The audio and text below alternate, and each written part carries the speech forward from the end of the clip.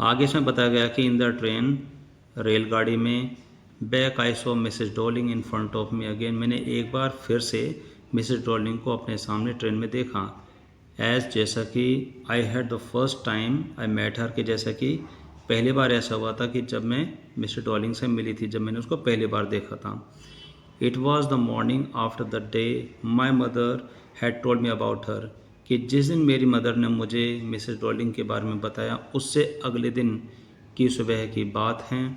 I had got up late, मैं सुबह बड़ी देर से जागी थी, एंड और कमिंग डाउन स्टेयर, और ऊपर से नीचे आते हुए जीने से, यानी कि जो सीढ़ियाँ ऊपर से नीचे आ रही थी, कि मैंने उनसे नीचे आते हुए आई सो माई मदर, मैंने अपनी माँ को देखा। About to see someone out, कि वो किसी को अलविदा कर रही है। यहाँ पर अबाउट टू सी आउट का मतलब होता है कि किसी को अपने घर से जाते हुए अलविदा करना। A woman with a broad back, एक ऐसी महिला जिसकी कमर बहुत ही चौड़ी थी।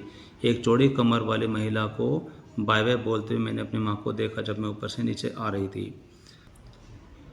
देयर इज़ माई डॉटर, ये मेरी बेटी है। सेड माई मदर, मेरी मदर ने कहा।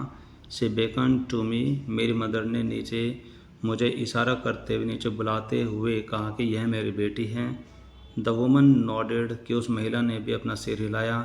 And picked up the suitcase under, और वहाँ पर जो नीचे रखा हुआ जो सूट था उसको उठाया। द कोट रैक, जो कि कोट रैक के नीचे रखा हुआ था। शी वोर अ ब्राउन कोट, उस महिला ने एक ब्राउन कलर का कोट पहने हुए था। एंड ए शेपलेस हैट, और एक ऐसी टोपी पहनी हुई थी जिसकी कोई शेप नहीं थी। आगे फिर मैंने अपनी माँ से पूछा, आई आस्क्ड, मैंने पूछा कि does she live far away, क्या वो कहीं दूर रहती है।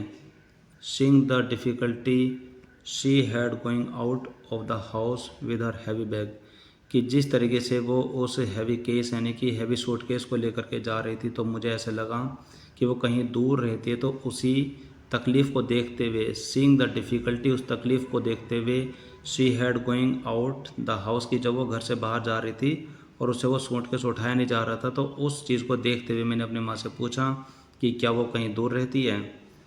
तो मेरी माँ ने जवाब दिया, सेड माई मदर, मेरी माँ ने जवाब दिया, इन मैक्रोनी स्ट्रीट, कि वो मैक्रोनी स्ट्रीट में रहती है, नंबर 46, रिमेंबर दैट, कि याद रहे नंबर 46, यानी कि मैक्रोनी गली में नंबर 46 में वो रहती है। आगे इसमें लिखा है कि आई हैड रिमेंबर्ड इट, कि मैंने इसको याद रखा, बट लेकिन I had weighted a long time together, लेकिन मैंने वहाँ जाने के लिए यानी कि नंबर 46 में जाने के लिए बहुत लंबे समय का इंतज़ार किया। इनिशियली, शुरुआत में, आफ्टर द लिबरेशन, की जो वहाँ पर स्वतंत्रता मिली, उस स्वतंत्रता के बाद शुरुआत में, I was absolutely not interested in all that stored stuff, की उन सभी सामान में जो कि वहाँ पर वो महिला लेकर के गई थी, उन सभी सामान में मुझे कोई इंटरेस्ट नहीं था। तो आप इस सेंटेंस को बड़े ध्यान से देखेंगे कि आफ्टर द लिबरेशन, की स्वतंत्रता के बाद, इनिशियली शुरुआत में, I was absolutely not interested, मैं बिल्कुल भी इंटरेस्ट नहीं लेती थी, यानी कि मुझे बिल्कुल भी रुचि नहीं थी, in all the stored stuff, की जो इकट्ठा किया हुआ जो सामान था। स्टोर्ड स्टफ का मतलब होता है इकट्ठा किया हुआ सामान था, उसमें मेरी बिल्कुल भी रुचि नहीं थी। एंड नेचुरली, और स्वाभाविक रूप से यानी कि प्राकृतिक रूप से ही, I was also rather afraid of it, और मैं प्राकृतिक रूप से भी ऐसे सामान से थोड़ी डरी हुई रहती थी, यानी कि जो पुराना सामान था, जो कि स्टोर किया हुआ सामान था, मैं उससे थोड़ी भयभीत भी रहती थी। आगे इसमें लिखा है कि afraid of being confronted with the thing, यानी कि भयभीत इस वजह से रहती थी कि afraid of being confronted with the thing, यानी कि ऐसी चीज़ों का सामना करने का जो डर था, उस डर से मैं भयभीत रहती थी। दैट, की इतना भयभीत रहती थी कि that had belong to a connection, यानी कि जो कि एक संबंध से जुड़ी हुई थी। दैट नो लॉन्गर एग्जिस्टेड, जो कि अब संबंध नहीं रहा, जो कि कनेक्शन अब नहीं रहा, उस कनेक्शन से जुड़ी हुई चीज़ें, उस संबंध से जुड़ी हुई जो वो चीज़ें थी, मैं उन सब का सामना करने से डरती थी, जो कि वो सामान था। विच वर हिडन अवे, जो कि अब बहुत दूर कहीं छिपा हुआ था। इन कबर्ड, जो कि कबर्ड में था। एंड बॉक्सेस, और बॉक्सेस में था। एंड वेटिंग इन वेन, और मैं बेकार में ही उसका इंतज़ार कर रही थी, यानी कि मैं जो भी इंतज़ार कर रही थी उसका कोई अर्थ नहीं था, बिना वजह का अर्थहीन जो इंतज़ार, यानी कि वेटिंग इन वेन, यानी कि VAIN का मतलब होता है व्यर्थ ही, यानी कि बेकार का मैं इंतज़ार कर रही थी, अनटिल, और जब तक कि मैं इंतज़ार कर रही थी, जब तक कि they were put back in their places again, यानी कि जब तक कि जो वो सारा जो सामान था वो अपनी जगह पर वापस नहीं रख दिया जाता, तो उस समय तक का जो इंतज़ार मैं करी थी वो उसका कोई मतलब नहीं था, वो बेअर्थ यानी कि बिना अर्थ का अर्थहीन इंतज़ार में कर रही थी। Which had endured all those years because they were things। यहाँ पर सेंटेंस का मतलब ये हुआ कि which had endured all those years, यानी कि जो वो सारा का सारा सामान था वो इसलिए वैल्यूबल रहा, यानी कि उसकी इसलिए कीमत रही, बिकॉज देवर थिंग, क्योंकि वे वस्तुएं थी, यानी कि वे इस तरीके से बातों में, इस तरीके से जैसे कि कोई जिंदा व्यक्ति रहता है। Which had endured all those year, यानी कि उन वर्षों में, यानी कि जो भी वर्ष बीते रहे उन वर्षों में वे वस्तुएं इसलिए वो जिंदी रही क्योंकि वो वस्तुएं थी। बट लेकिन ग्रेजुअली, धीरे धीरे, everything became more normal again, फिर से सभी कुछ पहले के जैसा सामान्य हो गया है। Bread was getting to be lighter colour, और जो रोटी पहले बहुत ही मुश्किल थी हासिल होना, वह अब बहुत ही आसान हो गई, अब हम उसको आसानी से प्राप्त कर सकते हैं। And there was a bed you could sleep in unthreatened, और वहाँ पर जो कि बिस्तर है, अब आप वहाँ पर बिना किसी डर के, बिना किसी परेशानी के, बिना किसी निर्भीकता के आप आसानी से सो सकते हैं। एंड अ रूम, और एक वह कमरा, विद ए व्यू, जिसके साथ एक ऐसा दृश्य जुड़ा हुआ था। You are more used to glancing at each day, कि जिस दृश्य को उस रूम से आप प्रतिदिन देखने के आदी थे, आप उसको आप फिर से की तरह, पहले की तरह देख सकते हैं। एंड वन डे, और एक दिन, आई नोटिस्ड, मैंने नोटिस किया, मैंने ध्यान दिया, I was curious about all the possessions that must still be at that address. और इसका मतलब यह है कि और एक दिन, आई नोटिस्ड, मैंने ध्यान दिया, कि आई वॉज क्यूरियस, कि मैं बड़ी उत्सुक थी, about all the possessions that must still be at that address, कि उन सभी चीज़ों को वापस देखने का कि जिस पर हमारा अधिकार है, यानी कि जो हमारी चीज़ें थी। I was curious about all the possessions, यानी कि वे वस्तुएं जो कि हमारी वस्तुएं थे, that must be still at that address, जो कि उस एड्रेस पर, यानी कि उस पते पर अब भी होनी चाहिए जहाँ पर उसको भेजा गया था, यानी कि एड्रेस कौन सा था, 46। आगे इसमें लिखा है कि I wanted to see them, कि मैं उन वस्तुओं को देखना चाहती थी। टच, रिमेंबर, उनको छूना चाहती थी, और उनको याद करना चाहती थी, यानी कि उनसे जुड़ी हुई जो चीज़ें हैं, जो यादें हैं, मैं उनको महसूस करना चाहती थी, उनको छूना चाहती थी और उनको देखना चाहती थी। मेरे अंदर ऐसी क्यूरोसिटी आ गई थी, यानी कि आई वॉज क्यूरियस, में बड़ी उत्सुक हो गई थी। आगे इसमें लिखा है कि after my first visit in vain to Mrs Darling's house, यानी कि जो श्रीमती डॉर्लिंग्स के घर पर जो मैं पहली बार गई थी, जो मेरा पहली बार जाना था, यानी कि माई फर्स्ट मीटिंग होता है, मेरे पहली बार जो जाना था, इन वेन, जो कि व्यर्थ साबित हुआ। उसके बाद आई डिसाइडेड, मैंने निर्णय लिया, to try a second time, कि मैं एक बार फिर से कोशिश करूं। नाव, और इस बार, अ गर्ल, एक लड़की, ऑफ अबाउट 15, जो कि लगभग 15 वर्ष की लड़की थी, ओपन द डोर, इस बार एक 15 साल की लड़की ने दरवाज़ा खोला, टू मी, मेरे लिए। आई आस्क्ड हर, मैंने उससे पूछा, if her mother was at home, कि क्या उसकी मदर घर में हैं। नो, शी सेड, उसने कहा कि नहीं, my mother's doing an errand, यानी कि मेरी मदर बाहर किसी काम से गई हुई है। यहाँ पर डूइंग एन एरेंड का मतलब होता है बाहर किसी काम के लिए जाना, तो उसने कहा कि नहीं, मेरी मदर घर पर नहीं है, वो बाहर किसी काम से गई हुई है। नो मैटर, मैंने कहा कोई बात नहीं, I will wait for her, मैं उसका इंतज़ार करूँगी। आगे इसमें लिखा है कि I followed the girl along the passage, मैं उस घर के गलियारे में उस लड़की के पीछे पीछे अंदर चली गई। एन ओल्ड फैशन्ड, एक पुराने ज़माने का आयरन हनुक्का, लोहे से बना हुआ हनुक्का, कैंडल होल्डर, जो कि एक मोमबत्ती रखने का एक चीज़ रखी हुई थी, हंग, जो कि लटका हुआ था, नेक्स्ट टू अ मिरर, वहाँ पर जो दर्पण था उसके पास वो टंगी हुई थी, लटकी हुई थी। वी नेवर यूज्ड इट, कि हमने इसका कभी भी प्रयोग नहीं किया, बिकॉज, क्योंकि, it was much more cumbersome than a single candlestick। मतलब it was much more cumbersome, यानी कि वह बहुत ही भारी था, दैन की तुलना में, अ सिंगल कैंडल स्टिक, यानी कि एक ही मोमबत्ती को रखने का जो एक चीज़ होती है, उस चीज़ की तुलना में वह बहुत ही भारी था, इसलिए हमने उसका प्रयोग कभी नहीं किया। वॉन्ट यू सिट डाउन, कि क्या आप बैठेंगे नहीं, लड़की ने मुझसे पूछा, यानी कि लड़की ने मुझसे पूछा कि क्या आप बैठेंगे नहीं। She had open the door, उसने दरवाज़ा खुला रखा, ऑफ द लिविंग रूम, यानी कि जहाँ पर जा कर के हम उस घर के ओपन एरिया में बैठते हैं उसको बोलते हैं लिविंग रूम, जो कि आजकल हमारे जहाँ पर जो कि मेहमान आकर के बैठते हैं उसी तरीके का एक एरिया होता है जिसको हम बोलते हैं लिविंग रूम।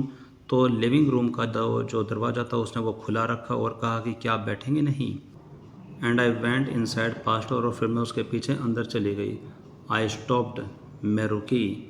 हॉरिफाइड, थोड़ी भयभीत हुई। I was in A room, कि मैं एक कमरे में थी, एक ऐसा कमरा, आई न्यू, जिसको मैं अच्छे से जानती थी, एंड डिड नॉट नो, और नहीं भी जानती थी। आई फाउंड माई सेल्फ, मैंने खुद को पाया, in the midst of the thing, यानी कि उन सभी चीज़ों के बीचों बीच मैंने खुद को पाया। I did want to see again, जिनको मैं दोबारा देखना चाहती थी, बट लेकिन विच ऑपरेस्ट में इन द स्ट्रेंज एटमॉस्फेयर, यानी कि इन द स्ट्रेंज एटमॉस्फेयर का मतलब होता है एक अजीब सा वातावरण, एक अजीब सा माहौल, एक अजीब से माहौल में उन चीज़ों ने मुझे परेशान कर दिया। और या फिर बिकॉज ऑफ द टेस्टलेस वे, यानी कि जिस तरह से वो बेढंग तरीके से, एवरीथिंग वाज अरेंज्ड, यानी कि जिस तरीके से जो बेढंग तरीका था जैसे कि वो वहाँ पर रखी हुई थी, उस चीज़ को देख करके मैं बड़ा परेशान हो गई थी। Because of the ugly furniture, और वहाँ का जो बदसूरत जो फर्नीचर था उसकी वजह से, और या फिर the muggy smell that hung there, और वहाँ पर जो कि सीलन भरी जो बदबू थी जो कि वहाँ पर आ रही थी, उसकी वजह से उन चीज़ों से मुझे बड़ी नफ़रत सी हो गई थी, उन चीज़ों ने मुझे परेशान कर दिया था। The girl mood a chair, कि उस लड़के ने एक चेयर को खिसकाया। आई सेट डाउन, और फिर मैं उस चेयर पर बैठ गई। And stared at the woollen table cloth, और वहाँ पर जो टेबल पर रखा हुआ जो ऊन से बना हुआ जो कपड़ा था जो कि टेबल पर हम रखते हैं, मैं उसको देखने लगी। आई रब्ड इट, कि मैंने उसको थोड़ा रगड़ा। My finger grew warm from rubbing, उस रगड़ने की वजह से मेरी उंगलियां गर्म हो गई। आई followed the lines of the pattern, उस कपड़े पर बना हुआ जो पैटर्न था उसकी जो लाइन थी मैं उसको ध्यान से देखती चली गई। समवेयर ऑन द एज, कहीं न कहीं किसी किनारे पर, there should be a burn mark, कि वहाँ पर एक जले का निशान होना चाहिए। That had never been repaired, जो कभी भी रिपेयर नहीं हो पाया था। आगे इसमें लिखा है कि my mother will be back soon, कि मेरी मम्मी या मेरी मदर जल्दी वापस आ जाएगी। सेड द गर्ल, उस लड़की ने कहा। I have already made tea for her, कि मैंने पहले ही उनके लिए चाय बना दी है। Will you have a cup, क्या आप एक कप चाय पियेंगी? तो मैंने कहा thank you. I looked up, मैंने ऊपर देखा। The girl put cup ready on the tea table, कि उस लड़की ने, मैंने ऊपर देखा कि उस लड़की ने चाय का कप पहले से ही तैयार करके उस टेबल पर रख दिया था।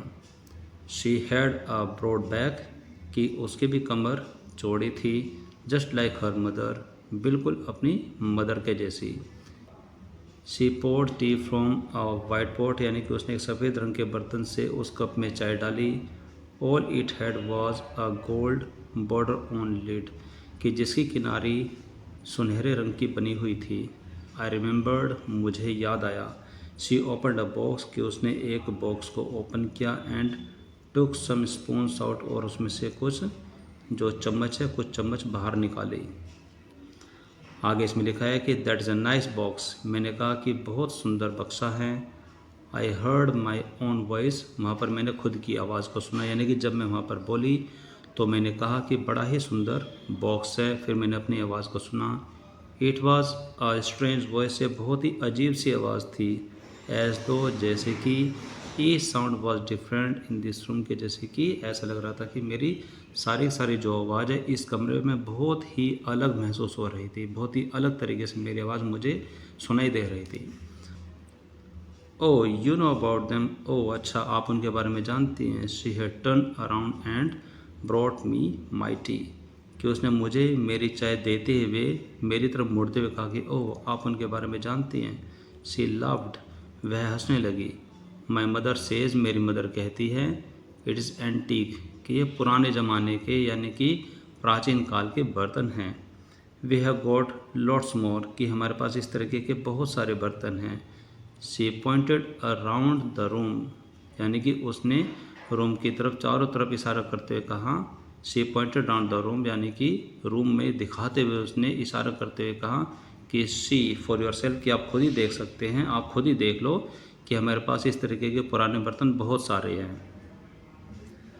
आगे इसमें लिखा है कि I had no need to follow her hand, कि मुझे उसके हाथ के इशारों को फॉलो करने की ज़रूरत नहीं, यानी कि जिस तरीके से वो मुझे दिखा रही थी कि हमारे पास बहुत सारे बर्तन हैं, कि मुझे उसके तरीके से उस रूम को देखने की कोई आवश्यकता नहीं थी।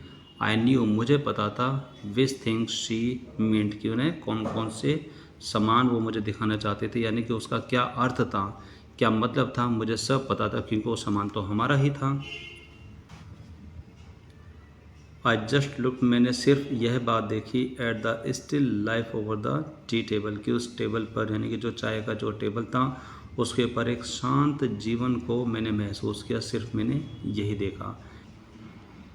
एज ए चाइल्ड, जब मैं छोटी बच्ची थी, आई हैड ऑलवेज फैंसीड, कि मैं हमेशा कल्पना करती थी द एप्पल सेब को ऑन द पेवटर प्लेट, यानी कि उस टेबल पर रखी एक पेवटर प्लेट हुआ करती थी, उस प्लेट में मैं हमेशा सेब को ही इमेजिन करती थी, उसी के बारे में ही परिकल्पना करती थी। We use it for everything, कि हम इसका प्रयोग हर कार्य के लिए करते हैं। शी सेड, उसने कहा। Once we even ate off the plates hanging there on the wall, कि वहाँ पर उस दीवार पर टंगी हुई उन प्लेट में भी हमने एक बार खाना खाया। I wanted to so much, मैं बहुत ज़्यादा उनको चाहती थी, बट लेकिन it was not anything special, ये कोई ख़ास बात नहीं थी, यानी कि उसमें कोई ख़ास विशेषता नज़र नहीं आ रही थी। I had found the burn mark on the table cloth, कि मैंने उस जले का निशान ढूंढ लिया था उस टेबल के कपड़े पर। The girl looked questioningly at me, कि सवालों भरी निगाह से वह लड़की मेरी तरफ देखने लगी, यानी कि जैसे कि वो कुछ पूछना चाहती है उस तरीके से उसने मुझे देखा। येस आई सेड, मैंने कहा हाँ। You get so used to touching all these lovely things in the house, कि इस घर की जितनी भी सुंदर चीज़ें हैं उन सब को छूने में, टच करने में तुम बहुत ज़्यादा आदी हो गई हो, यानी कि तुमने उनको बहुत बार छुआ हुआ है, टच किया हुआ है, उनको महसूस किया, उनको देखा है। You hardly look at them any more, कि अब तुम उनको बड़ी मुश्किल से देखती हो क्योंकि तुम बहुत ज़्यादा आदी हो गई हो। आगे इसमें लिखा है कि यू ओनली नोटिस, तुम सिर्फ उनको जब भी नोटिस करती हो व्हेन समथिंग इज़ मिसिंग, कि जब कोई चीज़ वहाँ से गायब हो जाती है तो ही तुम उनको ध्यान देती हो। बिकॉज, क्योंकि it has to be repaired, क्योंकि उसको रिपेयर करना ज़रूरी होता है, और या फिर because you have lent it, for example, कि उदाहरण के तौर पर कि आपने उनको लेंट किया हुआ है, यानी कि आपने उनको उधार दिया हुआ है। आगे इसमें लिखा है कि अगेन, एक बार फिर से, I heard the unnatural sound of my voice, कि एक बार फिर से मैंने अपनी ही आवाज़ की एक अप्राकृतिक रूप से एक आवाज़ सुनी, यानी कि मुझे अपनी आवाज़ फिर से बड़ी अप्राकृतिक रूप से सुनाई दी। एंड आई वेंट ऑन, और फिर मैं आगे कहती गई। आई रिमेंबर माई मदर, कि मुझे मेरी माँ याद है। वंस आस्क्ड मी, जिसने मुझसे एक बार पूछा, if I would help her, कि क्या मैं उनकी मदद करूं, पॉलिश द सिल्वर, कि जो सिल्वर के जो बर्तन हैं, क्या मैं उन सिल्वर के बर्तन को पॉलिश करने में मैं उनकी सहायता करूं। It was very long time एगो, कि ये बहुत पुरानी बात है। And I was probably board that day, और मैं उस दिन बहुत ज़्यादा बोर हो गई थी, और परहैप्स, और शायद I had to stay at home, और इसी वजह से मुझे घर पर ही रुकना पड़ा। बिकॉज, क्योंकि आई वॉज इल, क्योंकि मैं बीमार थी। As she had never asked me before, की। उसके बाद उन्होंने फिर से मुझसे ये बात कभी नहीं पूछी। आई आस्क्ड हर, मैंने उनसे पूछा, विच सिल्वर की कौन से चांदी के बर्तन को पॉलिश करना है।